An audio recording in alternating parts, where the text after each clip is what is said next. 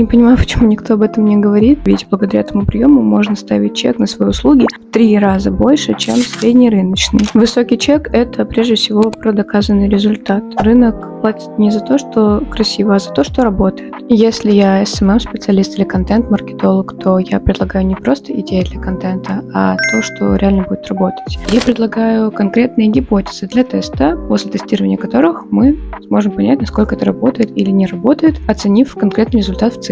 Чтобы ставить чек выше среднего по рынку, нужно перестать быть исполнителем и стать тем человеком, который снижает риски для клиента, который делает конкретные осознанные действия и может их аргументировать перед своим клиентом. Чек растет там, где появляется доказательная база. И в такой среде SMM-специалист перестает просто выкладывать красивые сторис, а использует социальные площадки как самый настоящий бизнес-инструмент. Если ты тоже хочешь работать в осознанности и ставить чек выше среднего рыночного, то для тебя я оставила инструкцию в описании.